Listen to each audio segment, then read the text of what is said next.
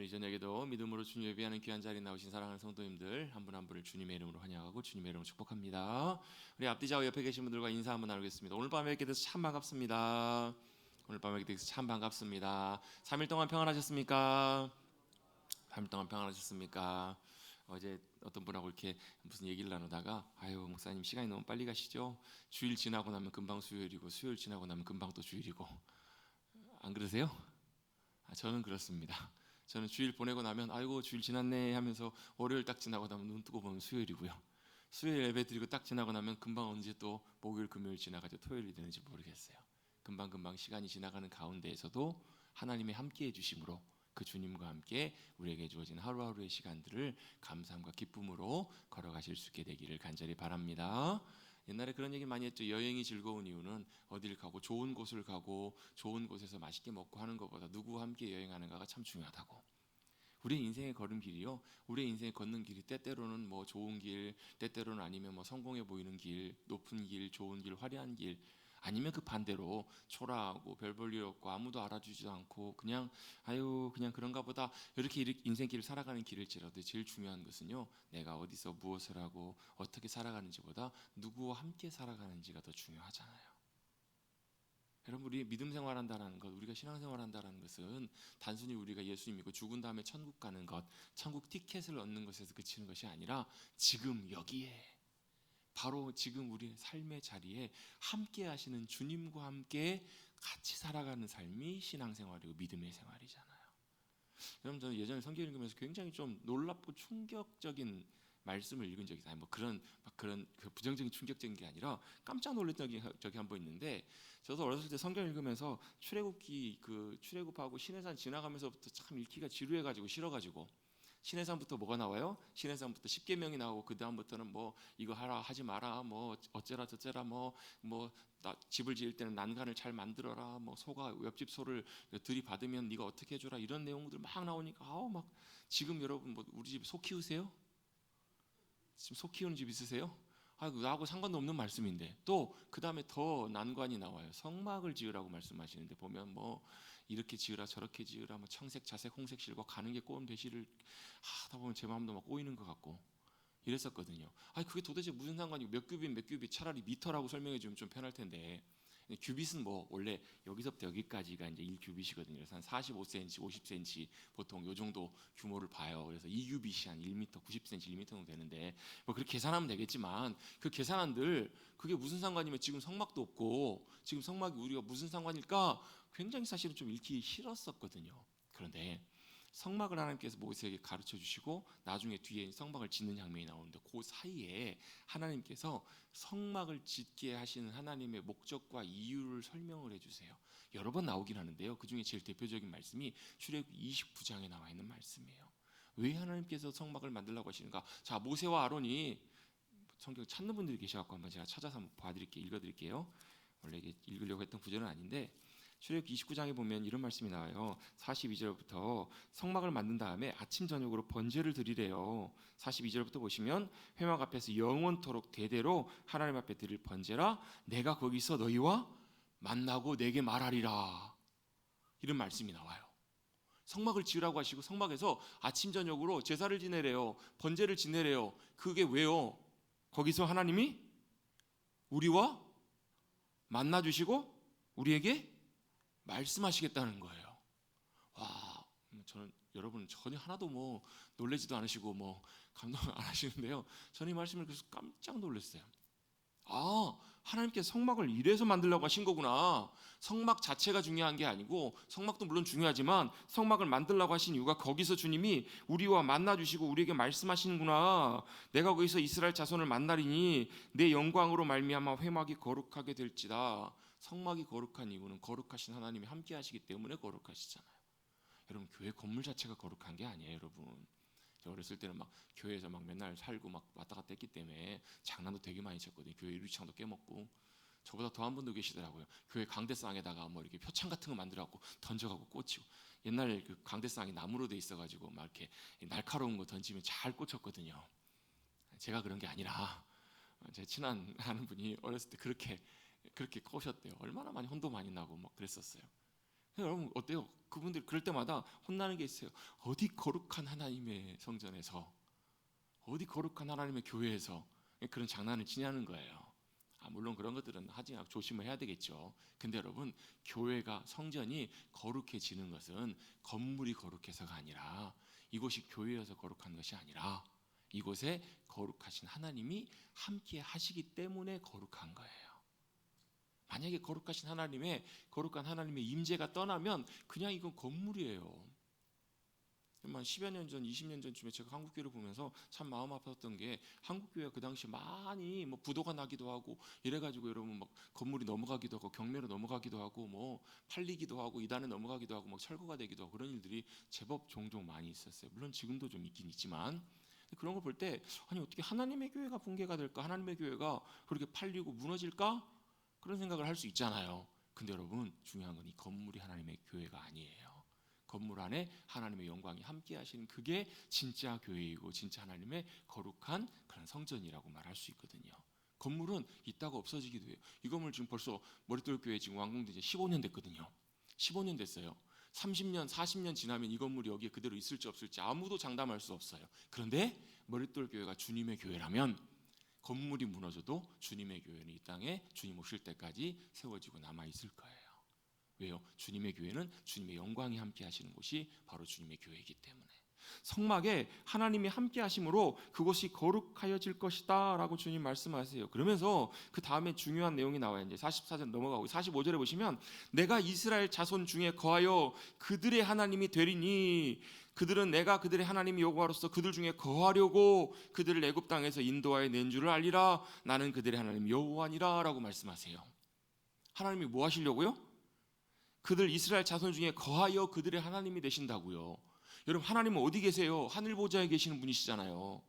그리고 여러분, 범죄한 인간 가운데 내가 다시는 너희 가운데 함께하지 않을 거라고 주님이, 여러분 그 노아 홍수 이전에 하나님께서 그렇게 선언해 버리세요.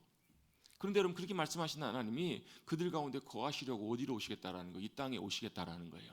그때 임하셨던 곳이 어디예요? 성막이에요. 성막.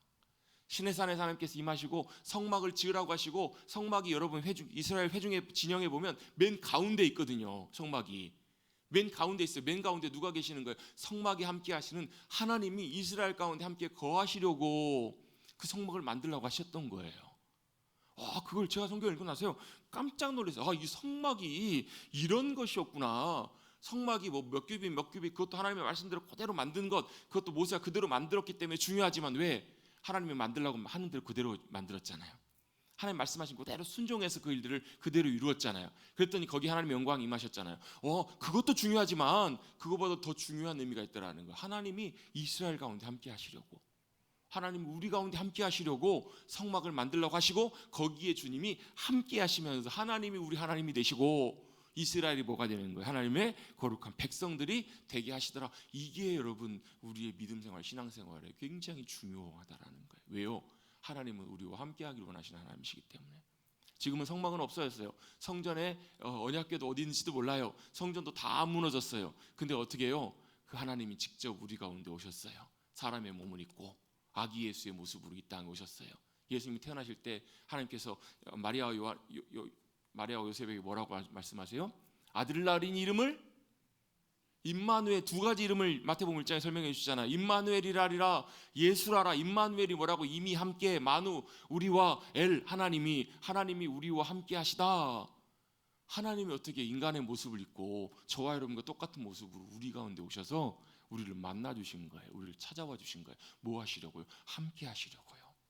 하늘 보좌를 보내시고 우리 가운데 오셔서 함께 거하신다고요. 예수님이 떠나실 때가 됐어요. 제자들이 걱정하니까, 걱정하지 마. 나는 육신으로 왔기 때문에 육신으로 있다가 다시 아버지 보좌 앞으로 떠나가지만 이제는 누구를 보내신다고요? 영이신 성령님을 보내실 거라고. 성령님은요, 여기도 계시고 저기도 계시고요, 어디나 계실 수 있는 분이세요. 왜? 시공간을 뛰어넘는 초월에 계시는 분이 영적인 존재이신 성령님이시기 때문에. 성령님이 어떻게 해요? 마가의 다락방에 120문도에게 먼저 성령님이 그들 가운데 함께 하세요. 임하세요. 그리고 나서 어떻게 해요? 성령님을 사모하고 구하는 이들, 예수 그리스도를 믿는 이들에게 성령님이 그들 가운데 함께 해주세요. 성령님이 내주하세요. 그래서 예수 그리스도를 믿는 이들에게 누가 함께 하신다고요? 성령님이 함께 하신다고요. 근데 여러분, 우리 이제 그런 표현들을 많이 들어보셨어요. 성령 세례 받아야 된다고. 그래 보면 장로교하고 보통 뭐 순복음이나 이런 데서 이렇게 가르치는 교리가 조금 이제 달라요. 뭐 완전히 성경적으로 다르다는 게 아니라 표현하는 이게 표현의 방식이 좀 달라요. 성령 세례를 일반적으로는 성경적으로 제가 정리해 볼 때는 그게 더 맞는 것 같아요. 성령 세례는 뭐냐면 성령님이 우리 가운데 임하시는 것이 성령 세례예요. 언제 임하시는가? 우리가 예수 그리스도를 나의 구주로 믿고 영접하는 그 순간에 성령님이 우리 안에 오셔서 역사하시는 거예요. 그 근거가 뭐냐면 고린도전서 12장이에요. 12장 3절에 보면 우리 누구든지 우리가 예수 그리스도를 주로 고백하는 것은 성령이 아니시고는 할 수가 없다라는 거예요. 아까도 이렇게 뭐 운전해서 오다가 방송을 듣는데 그 방송에서 이제 기독교 방송에서 누군가 이제 부탁을 해가지고 전도하는 그런 이제 프로그램이 있어요. 이제 예수 교회 다니다가 오래 쉬었던 분, 뭐 몇십 년을 쉬었던 분이신데 이제 좀 전도를 해달라고 부탁을 받고 전화를 했어요. 처음에는 그냥 좀 당황하기도 하고 하면서도 조금 이제 별로 마음이 안 열려 있는 것 같아요. 근데 이렇게 소개를 하고 선물을 드리고 이렇게 하고 예수 다시 교회 다니시지 않겠냐고 예수 믿지 않겠냐고 소개를 하는데 그 방송을 마칠 때 전화를 연락 끊을 때쯤에는 마음이 많이 열려 있으시더라고요. 제가 이제 전화를 이렇게 방송으로 듣고 느낄 때 마음이 많이 열려 있으시더라고요. 여러분 사람이 아무리 설득력 있게 복음을 설명하고 예수 그리스도를 전해도요 성령님이 마음 열어주지 않고 역사하지 않으시면 예수를 믿을 수가 여러분 예수님 믿는 게 기적이에요. 기적이라니까요. 아니 어떻게 보지도 않고 알지도 않고 어떻게 예수를 믿어요. 근데 그 순간에 성령님이 마음에 감동하시고 역사하시면 예수님 나의 구주시구나, 예수님이 나의 구원주시구나 라는 것을 믿고 고백하게 가능하다라는 거예요. 그게 누가 하시냐면 성령님이 하시는 일이라고요. 성령님이 어디 계세요? 우리 안에 함께 하신다고요. 그게 성령 세례예요. 근데 성령 세례만으로 끝나는 것이 아니라 성령님 우리 안에 함께 하셔도 뭘 하셔야 되냐면 성령님이 우리 안에서 우리의 인격적이신 분이시기 때문에 강제적으로 귀신과 달리 하지 않으신다고요. 귀신들은요 우리 안에 들어와서 역사하기 시작하면 우리의 생각과 마음과 모든 것들을 막 쥐어 흔들어요. 여러분 귀신 들린 사람들이나 여러분 막 신내림 받은 사람들 보면요 자기가 마음대로 하지 못해요. 무서워서요. 그 추운 날 왜 그렇게 그 추운 산꼭대기 올라가가지고 기도하고 막 이러냐고 그러면 나도 안 하고 싶다고. 근데 신이 가만두지 않아서 신이 노해서 내가 무서워서 그렇게 한다고 그렇게 얘기를 해요. 왜요? 귀신은요 비인격적이에요. 귀신은 우리를 얽어매고 붙들어요. 귀신 들린다라는 말이 막 우리 생각하는 것처럼 막 정신 나가고 미치 막 그런 행동들 하는 것뿐만 아니라 귀신 들림에 여러 가지 모습들 양상들이 있어요. 우리 생각 속에 교묘하게 들어와 가지고 자리 잡고 우리의 생각을 붙잡고 있는 그런 경우들도 있어요. 굉장히 사탄이 좋아하는 생각, 세상적인 생각, 부정적인 생각, 하나님 기뻐하시지 않는 생각들로 우리를 끊임없이 우리를 붙들어 갈 때도 있거든요. 뭐 중독도 마찬가지고요. 뭐에 빠지는 것도 마찬가지고요. 그게 우리를 붙들고 있는 거예요. 여러 가지로. 근데 성령님은 그렇게 하지 않으신다고요. 우리를 강제적으로 하시는 분이 아니시라 어떻게 해요? 인격적으로 우리 가운데 함께 하시는 분이세요. 그래서 우리가 성령님 안 찾으면 우리 안에 계시는지 안 계시는지도 몰라요. 그래서 어떤 분들은 예수님 믿고 나서 내 안에 성령님 안 계시는 것 같은데 그렇게 생각을 많이 하신다고요. 왜요? 우리가 성령님을 찾지 않는 거예요. 무시하는 거예요. 성령님을 성령님으로 대우하지 않는 거예요. 어디 방에다 가둬놓고 우리 마음의 방에다 가둬놓고 계신지 안 계신지도 모르는 거예요. 계시긴 계시지만 성령님이 뭐 하실 수 없어요? 우리를 통해서 역사하실 수가 없으신 거예요. 그래서 뭐가 필요해요? 그래서 필요한 게 성령 충만이에요.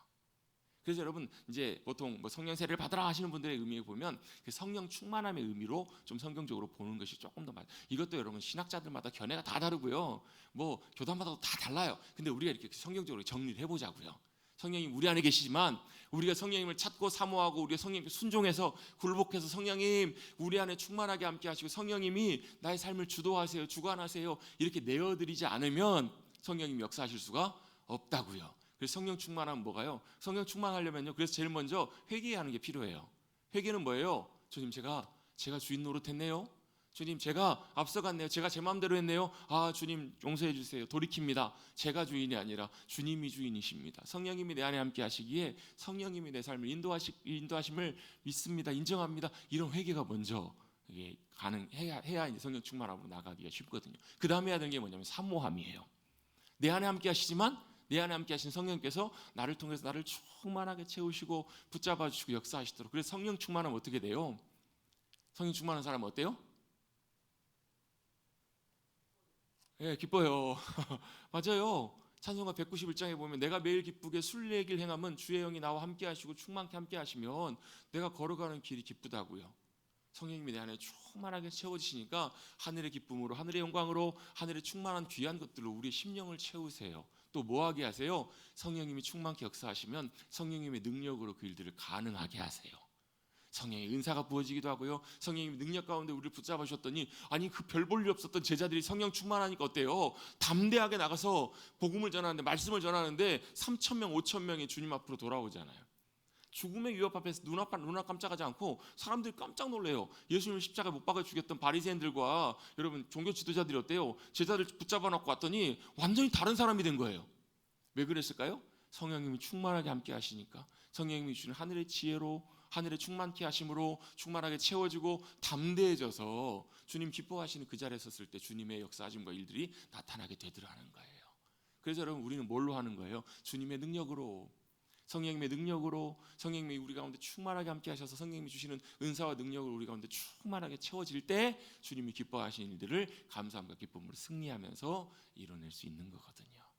그래서 결론입니다. 중요한 게 뭐예요? 믿음으로 살아간다는 것은 우리와 함께 하시는 하나님과 함께 믿음으로 동행해 가는 거예요. 우리와 함께 하시는 하나님과 함께 살아가는 거예요. 여러분 그게 단순히 하나님 나와 함께 하셔, 그러니까 위로가 되고 막 힘이 되고 단순히 이런 차원의 일이 아니잖아요. 여러분 뭐예요? 하나님 나와 함께 하신다는 말은 누가요? 뭐 제가 예를 들면 한번 가정을 한번 해보십시다. 제가 운전을 잘해요. 잘한다고 쳐요. 제가 운전을 막 하고 있는데 제 차에 딱 탔는데 옆에 타시는 분 딱 봤더니, 야 이분이 전문 베스트 드라이버셔, 경기 선수야, F1 선수예요, 막 레이싱 선수예요. 그럼 어떻게 할까요? 제가 조용하게 아유 안녕하세요, 오세요 하고 자리를 바꾸겠어요? 안 바... 이해가 잘 안 되시나 봐요. 옆에서 제가 열심히 뭘 하고 있는데 옆에 딱 왔더니 저보다 훨씬 더 탁월한 전문가가 왔어요. 그럼 어떻게 해요? 기꺼이? 저도 모르게 손을 딱 놓고 자리를 비키겠죠. 이게 뭐라는 거예요? 이게 주님과 동행하는 삶이에요. 이걸 뭘요? 믿음의 순종이라고 표현할 수 있겠죠. 내가 아니라 주님이 되시고 주님이 앞서가시고, 그걸 우리에게 말씀해 주시는 말씀이 뭐예요? 성경이에요. 성경. 그대가 그 주님과 따라가기 위해서, 동행하기 위해서. 요즘 보면 뭐 다 그런 건 아니지만 어떤 뭐 젊은 커플들 보면 뭐 결혼하면서 뭐 서로에게 약속 뭐 이렇게 해가지고 첫 번째, 둘째 막 다 쓰더라고요. 뭐 하자는 거예요? 네가 나와 같이 살 때 이런 것들은 같이 잘 지키면 살자. 이걸 쓰는 거, 약속을 하는 거예요. 이렇게. 그게 뭐라고요? 하나님께서 우리와 그걸 쓰신 거예요. 그게 뭐예요? 약속이 뭐예요? 그게 가장 대표적인 게 십계명이라고요. 야, 너 나 말고 다른 신 섬기지 마. 다른 거 섬기지 마. 왜? 다른 것들은 다 헛된 우상들이니까. 진짜 하나님은 누구시라는 거예요? 여호와 하나님만 참 하나님이시니까. 그리고 내가 너를 사랑해 선택했으니까 너도 나 사랑하자. 그리고 그 사랑 가운데 누구도요? 같이 살아가는 부모도, 형제도, 친구도, 이웃들도 서로 사랑하고, 죽이지 말고, 살인하지 말고. 여러분 살인, 칼로 사람 죽이는 것만 살인 아니라고요. 여러분 말로도 사람 죽일 수 있고요. 그렇잖아요. 마음으로도 미워하면서 수십 번. 여러분 사람 많이 죽여보셨지 않으세요? 안 그러신가 봐요 다들. 미우면 저 인간 진짜 죽었으면 좋겠다 하면서 여러분 마음으로 얼마나 많이, 생각으로 많이 살인을 해요. 하지 말라는 거예요. 하나님 우리 사랑하시기 때문에 우리도 하나님이 사랑하시는 이들을 같이 사랑하라. 이게 여러분 십계명의 첫 번째 약속이잖아요. 그거 말고도 성경에 보면 많이 주님과 동행하는 믿음의 길들이 우리에게 말씀되어 있잖아요. 할렐루야. 그래서 여러분 말씀대로 살아가는 길이 어떤 길이라고? 복된 길이라고요. 그 시편 1편에 보면 복 있는 사람은 어떤 사람이에요?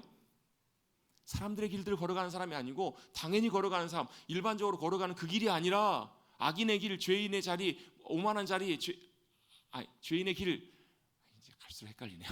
어쨌든 하나님 기뻐하시는 그 자리에 있는 것이 아니라 뭐 하는 사람이라고요? 오직 주야로 늘 아침 저녁으로 항상 하나님의 말씀을 읽고 가까이 하고 묵상함으로써 하나님께서 우리에게 말씀하시는 그 음성 따라 믿음으로 순종하며 살아가는 삶이더라. 그 삶은 어때요? 시냇가에 심겨진 나무처럼 가뭄이 들어도 메마르지 않고 시절을 쫓아 과실을 맺고 늘 그 잎사귀가 풍성치 않더라. 왜요? 그 주님의 말씀 따라 주님과 함께 믿음으로 한 걸음 한 걸음 걸어가니까요. 주의 발자취를 따름이 어찌 즐거운 일 아닌가. 찬송가 500몇 장인가요? 찬송가 있잖아요. 한 걸음 한 걸음 주님과 함께 믿음으로 걸어가는 기쁨과 즐거움의 길들을 걸어가시며 누려가실 수 있는 저와 여러분 우리 모두가 되시기를 다시 한번 주님의 이름으로 축복합니다. 아멘. 그게 믿음의 삶이라고요. 믿음으로 신앙생활한다는 것은 물론 하나님의 도움을 구하는 거 다 포함되어 있죠, 여러분. 근데 하나님 우리와 함께 하시고 우리가 주님과 동행하면, 주님과 맞춰가고 순종해서 따라가면, 여러분 하나님이 우리의 복이 되어주세요. 하나님이 우리 힘이 되어주시고 승리가 되어주신다고요. 아이들은 두렵고 겁나는데 누구와요? 엄마가 손 붙잡고 가면 덜 무서워요. 안 무서워요. 엄마가 나를 지켜줄 것을 믿으니까. 근데 그 엄마가 누구예요? 그 아빠가 누구예요? 하나님 아버지시면 이야기가 달라지는 거예요.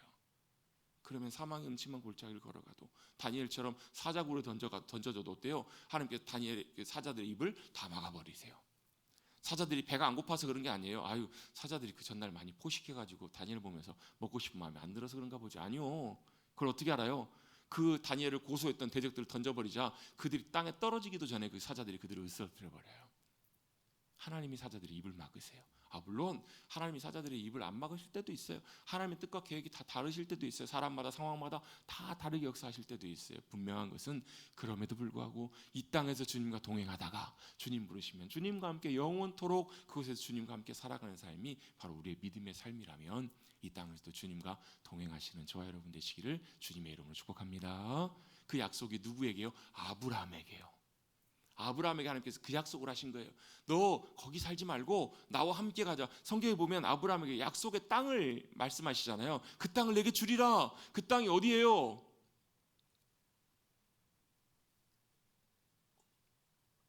주시려면 강남에 평당한 매덕하는 땅 주시지. 안 그래요? 이왕 좀 주시려면 좀 전망 있고 가능성 있고 좀 이런 거 주시지. 팔레스타인 땅을 주세요. 애굽 땅. 물론 그 땅도 참 여러 가지 면에서 좋은 면들도 많아요. 근데 그 땅이 진짜 중요한 이유는 이거예요. 하늘의 하나님께서 이 땅에 하나님의 백성들과 함께 거하시는 땅이에요. 그게 중요한 의미가 있어요. 하나님이 이 땅 가운데 실제로 그들 가운데 임하셔서 함께 하셨던 그 땅이 바로 어디냐면 가나안 땅이라고요. 이스라엘 땅이라고요. 내가 너희 가운데 함께 있어. 너희가 만약에 내 언약 가운데 내 약속 가운데 나와 함께 같이 가면 내가 이곳에서 영원토록 너희 가운데 함께 할 거다 약속하셨던 땅이 바로 그 땅이에요. 물론 어때요? 그들의 불순종함으로 그들이 결국 그 땅에 다 쫓겨나게 되잖아요. 저 바벨론으로 포로로 끌려가고 여기저기 다 흩어져 있어요. 다시 하나님께 돌아오게 하세요. 그래도 정신을 못 차려요. 그래서 어떻게 로마의 속국이 됐다가 AD 70년에 이스라엘 땅에서 유대인들이 다 흩어져요. 그래서 디아스포라가 돼요. 다 흩어져 가지고 여기저기 다 흩어져 살다가 놀랍게 기적적으로 1948년도에 다시 그곳에 이스라엘이 다시 세워지게 돼요. 그래서 많은 성경학자들이, 많은 신학자들이 최근에 그런 이제 얘기들을 많이 해요. 이스라엘이 1948년도에 다시 팔레스타인 땅으로 다시 돌아오게 된 것, 다시 그들이 되돌아오게 된 그 사건은 마지막 때에 굉장히 중요한 의미가 있는 사건일 것이다라고 많이 봐요. 왜? 복음이 이 땅까지 전해지면 주님이 오신다고 하셨거든요. 예루살렘에 시작했던 복음이 한 바퀴를 다 돌았어요. 그렇죠? 여러분 100여 년 전에만 해도 100 몇 년 전에만 해도 한국에 여러분 복음이라는 것이 없었잖아요.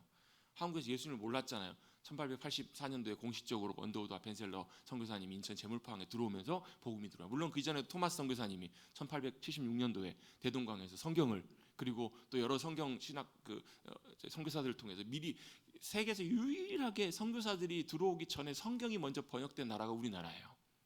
선교사님들이 들어와서 성경을 번역한 게 아니라 저 북방에서 저 만주 쪽에서 성경이 먼저, 신약 성경이 한국말로 번역이 돼가지고 성경이 먼저 들어왔어요. 여러분 잘 아시는 것처럼 토마스 선교사님 순교당하실 때 그 성경책을 몇 권 박충건인과 몇몇 사람들이 그걸 받아가요. 그걸 갖고 예수님을 믿었어요. 그걸 성경을 좋은 종이었잖아요. 그 당시 그걸 집에다가 벽지로 발라놨던 그 집이 최초의 예배당이 돼요. 그런 놀라운 역사와 은혜를 경험했던 게 우리나라잖아요. 복음이 우리나라 들어왔어요. 100여 년 전에. 그리고 이 복음이 어디로요? 놀랍게도 서쪽으로 중국을 거쳐서 저기 중앙아시아를 지나가지고 이슬람 지역을 지나서 지금 다 어디까지요? 예루살렘까지. 그래서 아마 유대인들이 그들이 기다렸던 메시아가 예수 그리스도이심을 그들이 믿고 고백하는 그날이 되면 아마 주님 진짜 오시지 않을까라고 그렇게 보기도 해요.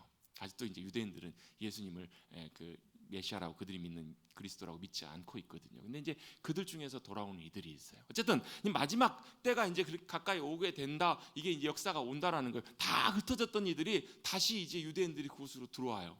그래서 다 다시 돌아와가지고 나라가 세워졌어요. 그러니까 누가요? 주변에 있는 아랍과 주변에 있는 이슬람이 견딜 수가 없는 거예요. 그러니까 끊임없이 이스라엘이 그곳에 들어온 그때부터, 원래 그 땅은 누구 땅이었어요? 원래 옛날에는 그 원래 가나안 원주민들이 살던 땅이었죠. 근데 그 땅을 누구에게? 하나님께서 아브라함에게 그 땅을 주세요. 언제 주세요? 그 제일 첫 번째 하나님 주셨던 그 시작의 증표가 뭐냐? 막벨라굴이 있잖아. 막벨라굴. 그래서 돈을 주고 사잖아요, 직접. 아브라함이 공적으로 사요. 그리고 나서 나중에 400여 년 후에 다시 이스라엘 백성들이 왔을 때 그들이 이스라엘 대적하다 거기에 그들의 죄악 때문에 결국 다 무너져 죽는다고. 제가 그 부분 여러 번 설명을 드렸기 때문에 더 설명을 드리지 않을 거예요. 그 땅 하나님께서 주셨어요. 근데 그 땅에 다시 이제 이스라엘 백성들이 거의 2000년 가까이 유대인들이 흩어졌다 다시 돌아오니까 누가요? 이제 참 보면 아픈 비극이기도 해요. 팔레스타인에 원래 살고 있었던 원주민들 그들과 이제 갈등이 생길 수밖에 없는 거예요. 근데 사실 보면 역사상 보면 그 이전까지 그들이 그 이제 지금은 이제 뭐 팔레스타인 조약기구 이런 것도 생기고 국가 기관들이 생겼지만 그 이전까지는 그곳이 어떤 땅이었냐면 그냥 버려진 땅이었어요. 그냥 사람들이 그냥 와 있었던 땅이더라고요. 근데 거기에 이스라엘이 딱 세워지기 시작하니까 누가요? 이슬람에서 지금 발칵 뒤집어진 거예요. 그래가지고 어떻게 해요? 거기 정치 세력들을 만들고 거기 대항하는 여러 가지 단체들을 만들고 그래서 뭐 헤즈볼라니 뭐 이런 것들 많이 들으셨잖아요. 뭐 팔레스타인에서 나오는 그 뭐죠? 그 이제 단체들, 그러니까 무장 투쟁한 단체들 이런 것들이 막 생기면서 갈등들이 고조되고 뭐 6.1 전쟁이니 막 이런 일들이 어마어마하게 많이 생긴 거예요. 여러분 그것이 왜요? 거기에 하나님의 눈이 가 있으시기 때문에 그래요. 그래서 그 땅은 지리적으로 모든 면에서 굉장히 중요해요. 무엇보다도 하나님이 그들 가운데 함께 하시기로 하셨던 약속하셨던 그 땅이 바로 그 땅이기 때문에 그 땅이 중요한 거예요. 그걸 누구에게요? 아브라함에게 약속으로 주셨어요. 그러면서 약속하시면서 뭐라고 말씀하시냐면 너와 내 후손에게 이 땅을 주리라. 그리고 내가 너희 가운데 함께 할 거다. 내가 너희 편에 서 있어서 너희를 축복하고 너희를 환영하고 너희를 귀하게 대하는 그들을 나도 똑같이 그들을 주님께서 복 주실 거라. 왜요? 하나님께서 아브라함 편에 서 있으시겠다고 약속하셨으니까. 반대로 아브라함을 대적하고 저주와 공격하는 이들에게 하나님이 아브라함 편에 서 있으시니까 아브라함을 대적하면 하나님의 뭐가 되는 거예요? 대적이 되는 거겠죠. 그들을 하나님께서 저주하시겠다고 분명히 약속하세요. 그리고 그 약속이 이삭을 통해서 약속의 후손이었던 약속의 자손이었던 이삭을 통해서 그 약속이 내려와요. 그리고 그 약속이 이제 누구에게로요? 야곱에게로 넘어오는 사건이 우리가 읽었던 창세기 27장, 28장의 내용이에요. 27장, 28장. 원래 26장에 이제 이삭이 태어나게 되는데 26장은 그래도 이삭에 대한 이야기 나와 25장에서 태어나고 26장은 이삭에 대한 이야기가 나오고 27장에 사건이 생겨요. 무슨 사건이 생겨요? 이삭이 눈이 어두워져요. 자, 눈이 어두워지니까 잘 분간이 안 돼요.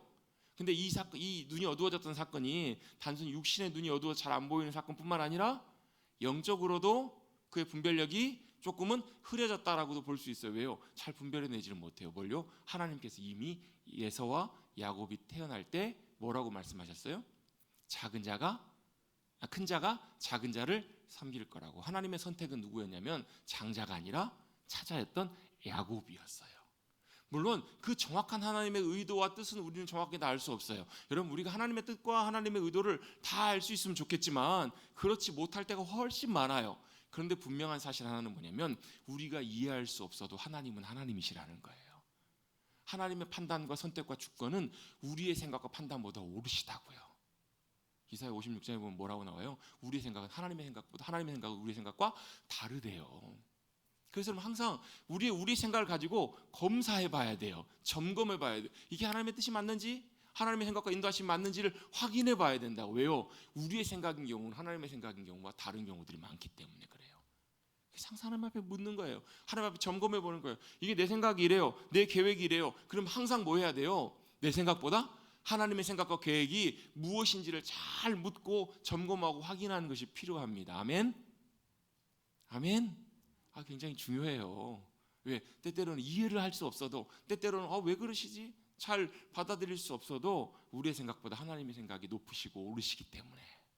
그래서 하나님께서 그 뜻과 그 계획대로 인도해 가세요. 근데 이삭은 뭐 하는 거예요? 그걸 잊어버렸는지 그걸 놓쳐버렸는지 뭐 하려고 마음먹어요? 자기 장자 원래 질서대로 원래 방법대로 자기 큰아들이었던 에서를 그 장자의 축복으로 축복하고 그 복을 내려보내려고 한다라는 거예요.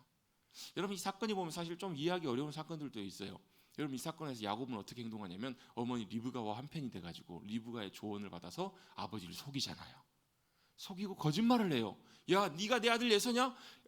이삭이 여러 번 묻잖아요. 여러 번 확인할 때마다 네 맞습니다라고 거짓말을 몇 번이나 하는지 몰라요. 거짓말과 속임수로 야곱이 행동을 하거든요. 그런데 희한하게도 이 사건을 통해서 우리가 뭘 보고 뭘 우리가 살펴보아야 되는가, 중요한 몇 가지 내용들이 그 가운데 있다라는 거예요. 일단 뭐냐면 일반적인 질서와 일반적인 우리의 그 일반적인 진행보다 뭐가 오르시냐면 하나님의 계획과 섭리와 일하심이 더 오르시고 중요하다라는 거예요. 일반적인 거라면 어때요? 당연히 에서가 장자의 축복을 받고 에서를 통해서 이삭과 에서로 이렇게 하나님의 복과 약속과 계획들이 흘러가야 돼요. 그렇죠? 이게 일반적이라고요. 그래서 당연히 이삭도 그렇게 생각하고 그렇게 판단하고 그렇게 행동하려고 했었던 거잖아요. 야, 아들아, 빨리 가서 사냥을 해가지고 맛있는 음식을 가지고 와. 그러면 내가 맛있게 흡족하게 먹고 기분 좋은 상태에서 너에게 모든 복을 다 부어줄 거야 라고 아버지 이삭이 그 일을 먼저 진행을 한 거예요. 그런데 여러분, 이런 일의 진행은 하나님의 방법과 계획이에요? 아니에요? 하나님의 뜻은 그것과 달랐잖아요. 달랐어요. 하나님은 뭘요? 이미 야곱을 선택하셨어요. 야곱을 선택하셔서 야곱을 통해서 그 일을 이루시기를 원하셨다고요. 이미 하나님께서는 뱃속에 있을 때부터 정하세요. 그 이유와 뜻은 성경에서 반드시 밝혀져 있지는 않지만 분명한 것은 하나님이 그렇게 하시기로 작성하셨다고요. 에서가 무슨 죄인가? 희한하게도 여러분, 에서와 야곱도 마찬가지고요, 가인과 아벨도 마찬가지고, 결국 어때요? 형들은 다 어때요?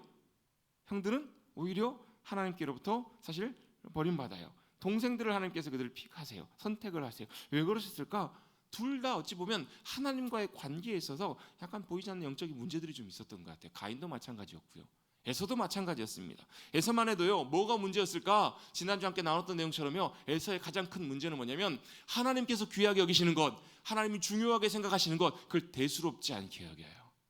그냥 별 대수롭지 않게 그냥 소중하게 여기지 않는다고요. 여러분 생각해 보십시오. 만약에 회사의 대표가 있어요. 회사의 대표고 회사의 회장님이 누군가에게 야, 이거 중요한 일이니까 이거 잘 챙기고 이거 잘 주의해서 이것대로 잘 하라고 이렇게 맡겼어요. 명령을 했어요. 지시를 했어요. 그럼 어떻게 해야 돼요? 네, 알겠습니다 하고 잘 살펴야 되겠죠. 근데 이 회사 직원이 이렇게 하는 거예요. 예, 알겠습니다. 이거 뭐예요? 그냥 대충 건성건성 들어요. 지금 나 할 일도 많고 바쁜데 사장님이 일 시켰으니까 뭐 못하겠습니다 말은 못하겠고, 알겠습니다, 잘하겠습니다. 이거 뭐 하는 거예요? 그냥 건성건성 대충 되는 거예요. 그러다가 그 일을 놓쳐버렸어요. 그럼 어때요? 뭐가 문제예요? 사장의 지시를 단순히 여긴 것뿐만 아니라 그 지시를 한 사장을 뭐 한 거예요? 대수롭지 않게 여긴 것과 똑같은 일이라는 거예요. 여러분, 이게 중요한 이유가 그거예요. 하나님을 경외함의 원리 중에 하나가 여기서 나오거든요. 여러분, 우리가 하나님이 기뻐하시는 것, 하나님이 중요하게 여기시는 것, 우리가 그걸 여러분 중요하게 여기고, 그리고 여러분 우리도 소중하게 여기는 그 자세가 하나님을 경외함의 굉장히 중요한 요소예요. 반대로 그냥 대수롭지 않게 여겨버리는 거예요. 하나님이 기뻐하시는 것, 하나님이 중요하게 여기시는 것, 하나님의 마음, 하나님의 기준, 이것들을 여러분 그냥 대충 생각해버리고, 반대로 하나님이 싫어하시는 것, 하나님이 미워하시는 것, 용납하시지 않는 것, 이런 것도 별로 여러분 신경도 쓰지 않고 내가 원하는데 내 마음대로 간다면 절대로 하나님을 경외하는 자리 가운데 우리가 설 수 없어요. 여러분, 하나님은 하나님을 경외하는 사람을 참 사랑하십니다. 하나님을 경외함이 굉장히 중요해요.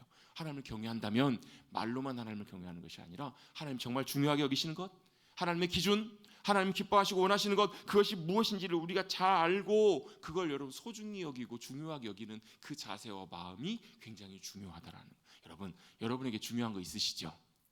있으세요? 없으세요? 있으시죠? 그거 여러분 절대 안 놓치실 거죠? 그렇죠?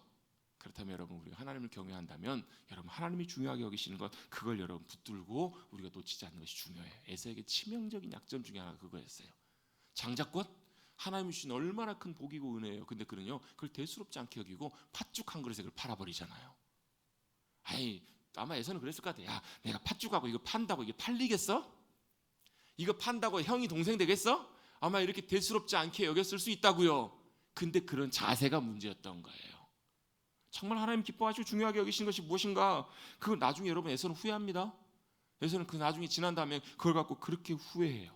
여러분, 하나님 앞에서 우리는 겸손하고 여러분 영적으로 민감하게 여러분 하나님이 귀하게 여기시는 것을 잘 귀하게 여기고 그런 자세와 태도로 우리가 주님 앞에 나아가는 것이 참 중요한 일인 줄로 믿습니다. 여러분, 누군가가요 내가 소중히 여기고 좋아하는 것을 아껴주고 소중히 여겨주면 그 사람이 어때요? 참 고맙죠. 그리고 그 사람 참 좋죠. 하나님 입장에서도 똑같으시다라는 거예요. 여러분 하나님을 경외함으로 주님 앞에 섰을 때 오히려 어쩌면 여러분 야곱은요 인간적으로 봤을 때 형 에서보다 더 못난 사람이에요. 인간적으로 보면 형 에서가 훨씬 더 나은 사람일지도 몰라요. 여러분 더 믿을만하고 신뢰할 만한 사람. 야곱은 어때요? 항상 어찌 보면 뭐예요? 잔꾀 부리고 욕심 많아가지고 자기가 원하는 걸 이루려고 하고 여러분 그런 사람들 여러분 아시는지 모르겠어요. 그런 사람들은 어때요? 오래 지내다 보면 어떨 때 보면 좀 피곤해요. 어떨 때 보면 좀 화도 나기도 하고 좀 그래요. 그렇죠? 근데 그런 사람이 누구냐면 야곱이었어요. 그런데 야곱에게는 뭐가 하나 있었냐면 하나님께서 기뻐하시는 것, 하나님이 원하시는 것 그것에 대해서 여러분 정확하게 붙들고 그걸 놓치지 않으려고 하는 그런 모습들이 있었다라는 거예요. 여러분 야곱도 여전히 부족해요. 여전히 야곱의 모습도 보면요 참 못마땅한 하나님 기뻐하시지 않을 만한 그런 모습들도 참 많아요. 그런데 야곱은 그럼에도 불구하고 자신의 연약함과 부족함을 알고 누구를 붙들기를 원했는가? 하나님을 붙들기를 원했어요. 결정적인 자리마다요. 그래서 그런 하나님은 그런 야곱을 하나님은 붙들어 주십니다. 빚어 주십니다. 선택하셔서 때때는 어떻게 해요? 고난을 통해서 좌절과 아픔을 통해서 어려움과 절망과 괴로움을 통해서 그를 조금씩 바꿔 가시고 빚어 가십니다. 하나님은요 대단한 사람, 온전한 사람, 능력 있는 사람보다 오히려 조금 부족할지라도 조금 연약할지라도 하나님께 내 삶을 맡기고 의지하고 하나님이 내 삶을 더 붙들어 주시도록 맡기고 신뢰하는 그런 사람들을 더 주님이 찾으시고 기뻐하신다는 거예요. 그가 누구예요? 그 가장 대표적인 인물이 야곱이에요. 여러분 좀 다른 얘기긴 하지만 야곱이 만약에 조금 더 영적으로 성숙하고 인격적으로 훨씬 더 탁월해서 이런 형을 속이는 그런 방법이 아니라 조금 더 훨씬 더 하나님 앞에 진실하고 하나님이 원하시는 그런 모습과 그런 길들로 행동했었다면 오히려 훨씬 더 좋은 결과로 그 모든 일들이 합력해 선을 이뤘을지 몰라요. 야곱이 어머니와 함께 형을 속임으로 말미암아 어떻게 돼요? 그 방법이 정당한 방법이 아니라고요. 그 방법 자체가 정당화되는 것이 아니라고요. 그 일 때문에 어떻게 해요? 가정에 여러분 가정이 풍비박산이 나버려요. 형은 동생 죽인다고 하고요. 결국 동생은 어때요? 형 피해가지고 삼촌 라반의 집에 20년 넘게 도망가가지고 거기서 피해 있어요. 거기서도 어때요? 거기서도 자기도 뒤통수 맞고 속임을 당하고 아무튼 별의별 일들 다 겪어요. 막 야복강강에서 막 그런 별 난리를 다 치고 그런 일들을 겪어요. 한편으로 보면 만약에 야곱이 성숙해서 믿음으로 훨씬 더 주님 기뻐하신 길들대로 방법대로 나아갔었다면 아마 이런 많은 일들은 안 일어났을지도 모른다는 거예요. 그런데 그럼에도 불구하고 이런 야곱의 스토리가 우리에게 참 귀한 은혜와 덕이 되는 이유 중에 하나는 뭐냐면요, 이 야곱이 누구예요? 저와 여러분이에요. 이 야곱 같은 인생이 바로 우리의 삶의 모습이 우리의 연약함이기 때문에 그래요. 여러분 우리 잘난 모습 있거든요. 우리 잘 나가는 것도 있거든요. 근데 여러분 그거 붙들고 내세우지 말고 참 연약하고 부족한, 그래서 하나님이 붙들어 주시고 도와주지 않으시면, 하나님이 나를 빚어가지 않으시면 나는 아무것도 할 수 없는 그런 존재임을 주님 앞에 고백하고 늘 주님 앞에 겸손하게 나가 엎드릴 수 있는 우리 모두가 되시기를 주님의 이름으로 축복합니다. 너 지렁이 같은 야곱아, 자신이 얼마나 부족한지를 아는 사람, 그래서 겸손할 수밖에 없는 사람, 심령이 가난하고 애통해하며 간절히 주님을 찾고 의지할 수밖에 없는 사람, 그런 사람들을 하나님이 찾으세요. 그리고 그런 사람들을 선택하시고 그런 사람들을 붙드신다는 거예요. 여러분 혹시 야곱 같은 사람 알고 계십니까? 다 모른 체 하세요. 여러분 야곱 같은 사람 못 보셨어요? 여러분 다 우리 안에 야곱이 다 있어요. 야곱이 다 있다고요. 그런데 그것들도 중요하겠지만 우리는 정말 붙들어야 될 분, 그 주님을 간절히 찾고 구하고 의지하고 붙드실 수 있는 저와 여러분 되시기를 주님의 이름으로 축복합니다. 하나님은 그런 야곱을 선택하시지 않으셨을까?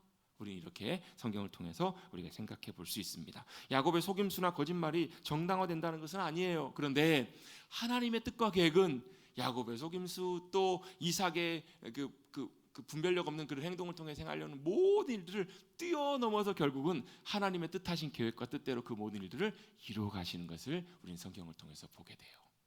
하나님은 그 모든 것들을 뛰어넘어서, 하나님의 뜻과 계획은 여러분 어떤 잘못된 것들이나 어떤 것들이 여러분 모든 것들이 방해할 수가 없다라는, 막지 못한다라는 거예요. 여러분 아무리 그래도 그렇지 이삭이 여러분 눈이 어두워졌다고 에서하고 야곱도 구분 못하겠냐고요. 참 신기하잖아요. 제가 지난주 설교하고 어떤 분하고 얘기하다 그랬어요. 아니 생각해 보세요. 아무리 그래도 그렇지 여기 사람 털하고 양털로 옷 붙여놓은 거하고 그거 구분도 못하겠냐고. 여러분 만져보면 사람 털인지 양털인지 그 구분해요? 못해요? 여러분 그 정도도 구분 못하는 건 여러분 어찌 보면 사람으로서 그럴 수는 없겠죠. 근데 참 희한하게 이삭이 그 순간에 구분을 못해요. 아무리 들어봐도 목소리는 야곱 같은데 냄새를 맡아보고 만져보니까 이삭이야. 왜 그랬을까요? 아마 하나님께서 그 순간에 그 상황을 통해서 하나님의 뜻들을 이루어 가신 것이 아니겠는가 하는 거예요. 하나님의 목적은 인간의 어떤 것으로도 방해되거나 좌절되지 않습니다. 아멘. 하나님 이루실 일들을 반드시 이루어 가실 것임을 여러분 우리가 믿고 신뢰하고 의지하며 나가실 수 있는 저와 여러분 되시기를 주님의 이름으로 축복합니다. 이건 여러분 단순히 운명론적인 거 아니에요, 여러분. 하나님 운명 정해놓고 하신다 그러면 뭐 우리는 아무것도 할 게 없네 이런 의미가 아니고요. 하나님은 하나님의 일을 이루어 가세요. 하나님의 계획들을 이루어 가세요. 그때 누가요? 우리가 좀 더 하나님 앞에서 하나님과 가까이 하나님의 마음을 알고 그 일을 같이 동행하며 동참할 하나님의 동역자가 되기를 주님이 원하신다고요. 아까 말씀드렸던 것처럼 야곱이 만약에 조금 더 하나님의 뜻을 구하고 하나님의 인도하심 따라서 믿음으로 순종한 좀 더 성숙한 믿음의 모습으로 나아갔었다면 이런 일들까지 더 아픔과 이런 일들이 더 안 생겼을지도 몰라요. 여러분 우리가 아무리 연약하고 부족해도 주님은 주님의 일을 이루어 가십니다. 그런데 우리 연약함 때문에 어떤 일이 생길 수가 있어요. 때때로 누군가에게 상처가 되고 때때로 누군가에게 어려움이 생기고 때때로 이런 일들도 생길 수가 있어요. 그러나 할 수만 있다면 우리가 더 귀하게 더 주님 기뻐하시는 모습으로 빚어져가고 더 주님이 원하시는 뜻과 방법을 찾고 구하여서 나아갈 수 있다면 이런 일들은 일어나지 않을 수도 있다라는 거예요. 우리의 삶 가운데 주님의 선하신 인도하심 가운데 더 빚어져 가시고 세워져 가실 수 있는 야곱과 같은 우리 모두가 되시기를 다시 한번 주님의 이름으로 축복합니다. 여기서 마지막으로 한 가지만 살펴볼 게 있는데요. 그게 뭐냐면 에서예요. 에서. 우리가 읽지는 않았지만 우리 27장 뒷부분에 보시면 에서의 이야기가 나오는데 에서는 사실 영문도 모르고 사냥하고 돌아왔더니 난리가 난 거잖아요. 아버지가 야 너 누구냐 이러시는 거예요.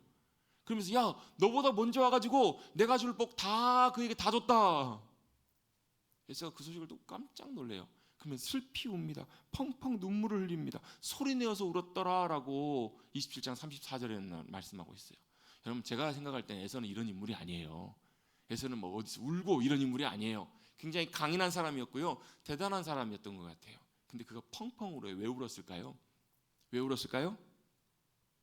여러분 보통 일반적인 슬픔이나 눈물은요. 어떤 큰 상실이나 실패에서부터 보통 많이 옵니다. 상실로부터요. 뭔가를 잃었을 때, 내 것을 잃었을 때 에서의 슬픔이 어찌 보면 딱 그런 슬픔이잖아요. 자기 것이라고 생각했던 축복의 권한, 장자권의 권한이 어때요? 자기가 그걸 놓쳐버렸기 때문에, 잃어버렸기 때문에 그 슬픔을 당하고 있고 그것 때문에 슬퍼하며 눈물을 흘리며 또 소리를 내어서 울고 있는 거예요. 그런데 중요한 사실이 하나 있습니다. 바로 뭐냐면 에서에게도 기회가 있었다는 거예요. 에서에게도 그 이전에 기회가 있었어요. 그런데 그는 기회를 놓쳐버린 거예요. 여러분 기회가 지나가기 전에 기회를 놓쳐버리기 전에 주님 믿음으로 붙드시는 우리 모두가 되시기를 간절히 바랍니다. 성경에 보면요 슬픔의 여러 가지 종류가 있어요. 그 중에 하나가 뭐냐면 앞에 방금 나왔던 것처럼 상실의 슬픔이에요. 근데 그거보다 진짜 중요한 슬픔이 있어요. 고린도후서 7장에 보면 이런 말씀이 나옵니다. 하나님의 뜻대로 하는 근심은 후회할 것이 없는 구원에 이르게 하는 회개를 이르게 하는 것이요 세상의 근심은 사망을 이루는 것이니라 라고 나와요. 근심이란 말을 슬픔으로 바꿔봐도 돼요. 근심이란 말을 걱정이나 아픔으로 바꿔봐도 돼요. 실패로 바꿔봐도 돼요. 그런데 세상의 근심, 세상의 슬픔은 사망을 이루는 것이지만 하나님의 뜻대로 하는 슬픔이나 아픔들은 뭐라고요? 구원에 이르게 하는 참된 회개 자리에 나가게 한다라는 거예요. 무슨 말이에요? 하나님 앞에서 애통해하는 것, 하나님 앞에서 눈물을 흘리는 것, 슬퍼하는 것, 그건 우리에게 얼마나 큰 유익인지 몰라요. 왜? 그렇게 주님 앞에 믿음으로 나갈 때 그것이 우리를 바꾸어 주시는지, 우리를 하나님 앞에서 얼마나 두렵게 하고 얼마나 사모하게 하며 얼마나 열심 있게 하여 우리를 변하게 하는지, 우리를 얼마나 깨끗하게 하시는지 그걸 나아가게 하는 복된 귀한 주님의 통로라는 거예요. 여러분 하나님 앞에서 우십시다. 하나님 앞에서 우는 것은 우리에게 큰 유익이고 은혜이고 복이에요. 여러분 세상에서 때때로 우리 상실의 아픔을 겪을 때가 있어요. 실패의 아픔을 겪을 때가 있습니다. 내 뜻대로 안 돼서 내가 눈물을 흘리고 어려움을 겪을 때도 있어요. 그런데 에서처럼 때가 늦기 전에 누구를 찾으셔야 돼요? 주님 찾고 돌이키셔야 돼요. 주님 앞에 믿음으로 나와서 주님의 은혜와 도우심을 구하고 인도하심을 구하고 주님 의지하고 붙들 때 오히려 그 눈물과 슬픔과 아픔이 주님 안에서 놀라운 기쁨과 감격으로 놀라운 승리의 자리로, 놀라운 구원과 놀라운 이끄시는 귀한 자리로 나아가게 이끌어 주실 줄로 믿습니다. 결국 야곱은 하나님께서 28장 1절부터 우리 6절까지 말씀, 5절까지 말씀을 보면 아브라함에게 하셨던 그 축복을, 아브라함에게 하셨던 그 은혜와 복을 그대로 야곱에게 그대로 이어가게 하십니다. 정식으로 이제 다시 아버지 이삭이 그 야곱에게 그 축복의 고난을 그대로 물려줘요. 그리고 야곱을 통해서 12명의 아들들이 이스라엘로 세워지는 놀라운 역사와 은혜를 경험하게 됩니다. 여러분, 에서의 자리에 서 있지 마시고 야곱의 자리에 서십시다. 야곱의 자리에 서서 하나님의 은혜와 도우심을 구하고 하나님이 기뻐하시는 귀한 은혜와 역사하심들을 누리시는 저와 여러분 우리 모두가 되시기를 다시 한번 주님의 이름으로 축복합니다. 아멘. 우리 연약합니다. 부족합니다. 그렇지만 야곱을 하나님께 선택하시고 붙잡아 주셨던 것처럼 우리도 그 은혜를 풍성하게 누리실 수 있는 사랑하는 성도님들 우리 모두가 되시기를 다시 한번 주님의 이름으로 축복합니다. 아멘. 우리 함께 찬송하고 우리 기도하겠습니다. 374장 우리 함께 찬송하겠습니다.